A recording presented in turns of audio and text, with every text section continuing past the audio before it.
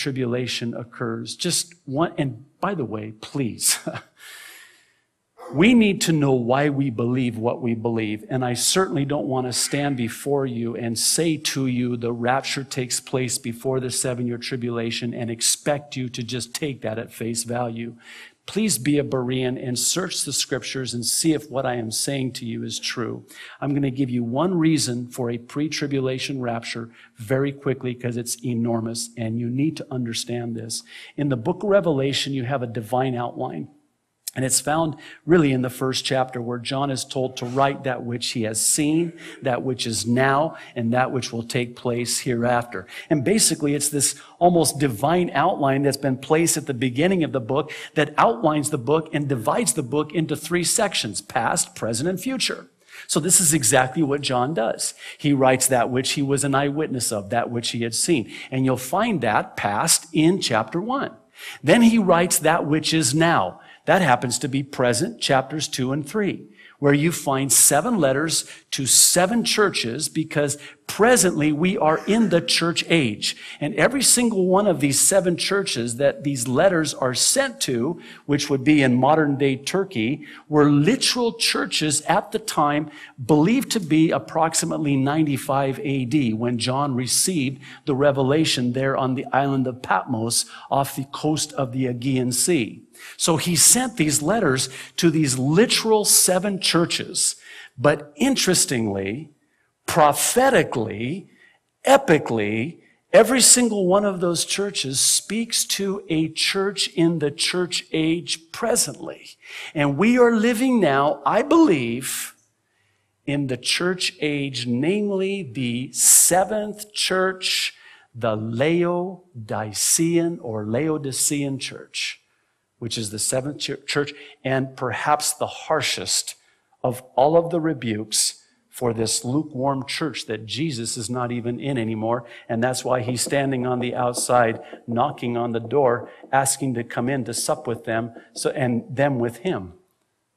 And it's the church of the Laodiceans, which means that it was their church. They were calling the shots.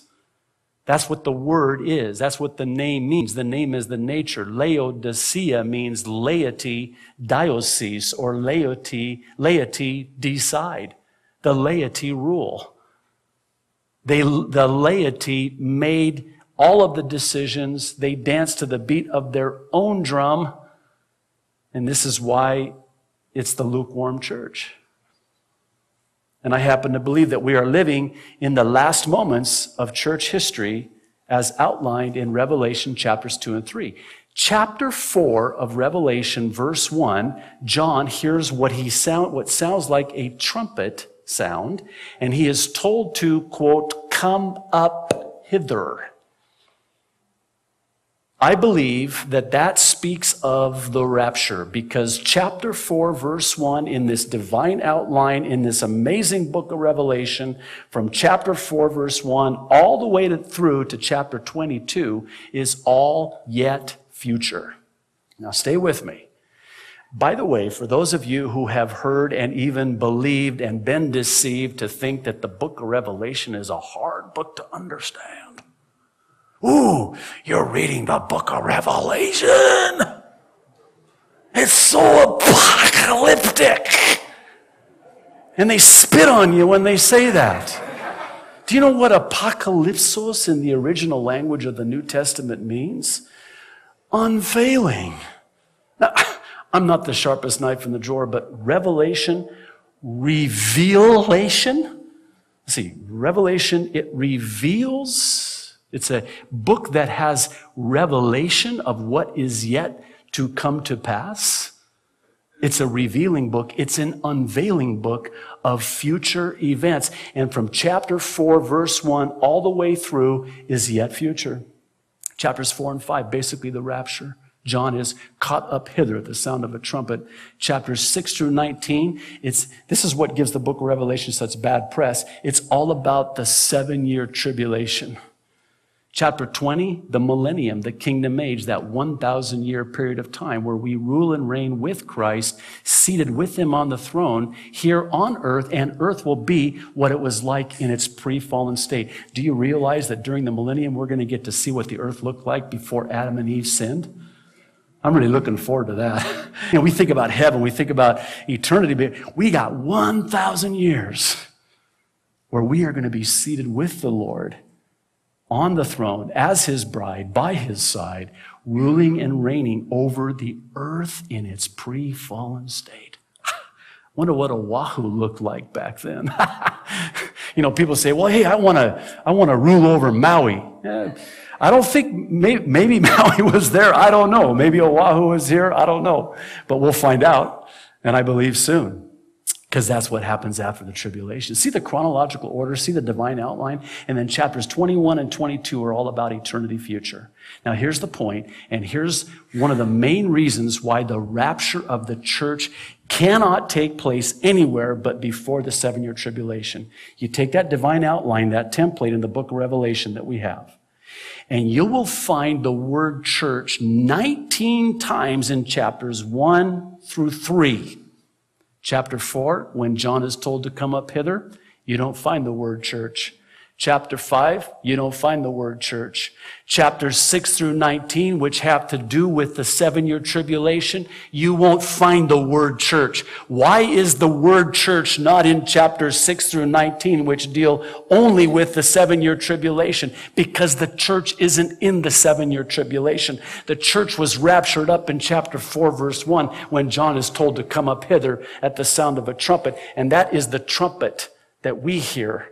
And we will be caught up, those of us who are alive and remain, to meet the Lord in the air. We will not precede those who died in Christ first. It will be a bodily resurrection. That's what happens in the twinkling of an eye. Not the blink, the twinkling of an eye.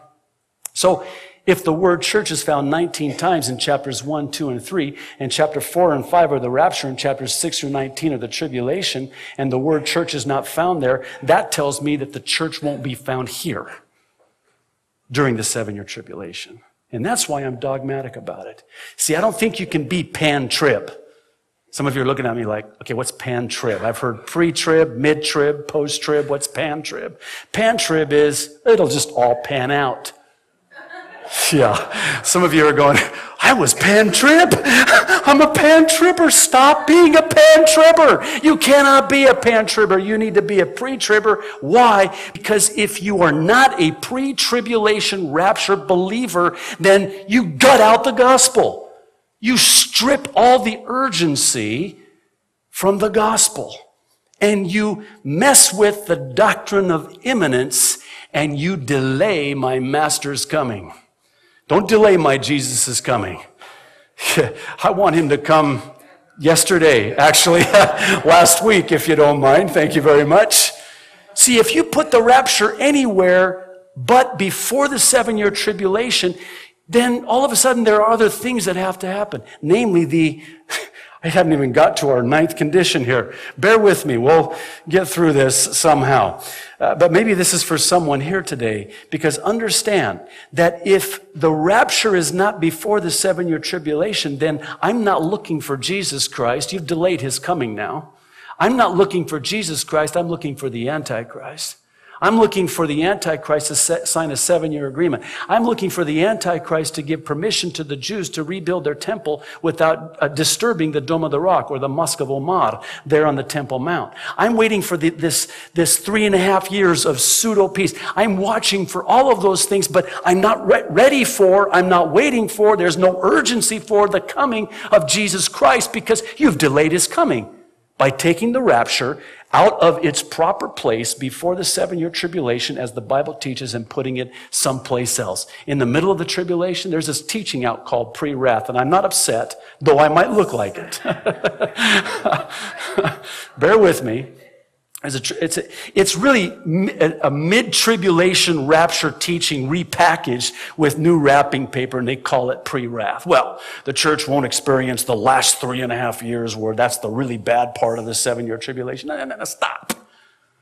That's not what my Bible says. My Bible says it is the time of Jacob's trouble. It's not the time of the church's trouble. We're already saved. That's the purpose of the tribulation. The purpose of the tribulation for the salvation of the Jewish nation. Thank you.